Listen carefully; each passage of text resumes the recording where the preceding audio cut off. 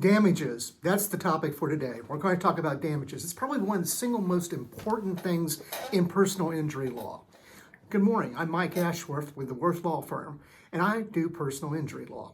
Today we're going to talk about damages. Did you know that you can read all Oklahoma law that jurors get to hear for free? You can go online to OSCN, Oklahoma Supreme Court Network, and you can scroll down in legal research, and you'll see something that says jury instructions. That's what we call OUJIs. It's not a board where you talk to somebody that you can't see. It's Oklahoma Uniform Jury Instructions, and every single jury trial that happens in Oklahoma has a series of instructions. Civil law has theirs, criminal law has theirs. So today we're going to talk about what does it say in the Oklahoma jury instructions are damages. Well, that's going to be jury instruction 4.1 of the OUJIs. And here's what it says word for word. If you decide for plaintiff, you must then fix the amount of damages.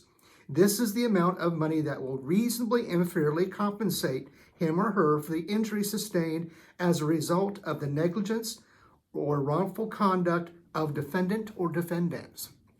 That's what damages are defined as in Oklahoma, and they give you an example of how you can fix those damages. Here's the list of what's provided to the jurors by the judge in Oklahoma personal injury actions.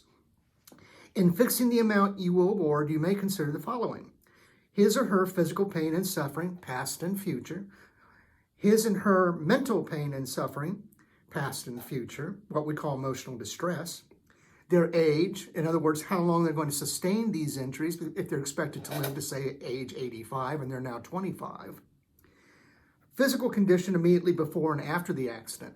That's when we use something called before and after witnesses. Who knew you before and knew how spry, energetic, and bountiful of energy you were? And who knows you now that you're walking with a cane or a walker, or you're in constant pain, or you can't lift your kids?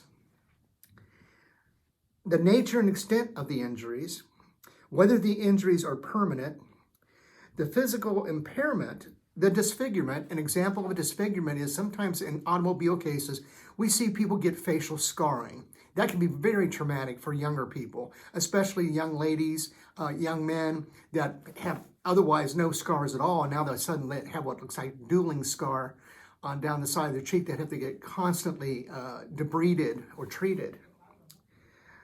Loss of earnings or time. If you have to take paid time off from work to go for your doctor's appointments, you should be compensated for that. If you can't work as much as you did, you should be compensated for that.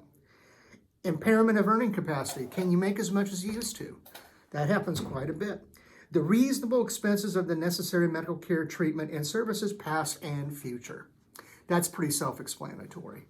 So if you have a situation where you've been in an accident, or you've been hurt, or you just have a question about the law in general, give us a call. Call Worth. It's worth a phone call to us. It doesn't cost you anything to ask a question or get some information. You can reach me at tulsapersonalinjurylawyer.pro, and you can also reach us at makelaweasy.com.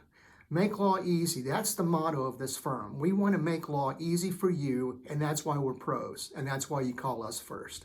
Worth Law Firm. Thank you much, and be safe.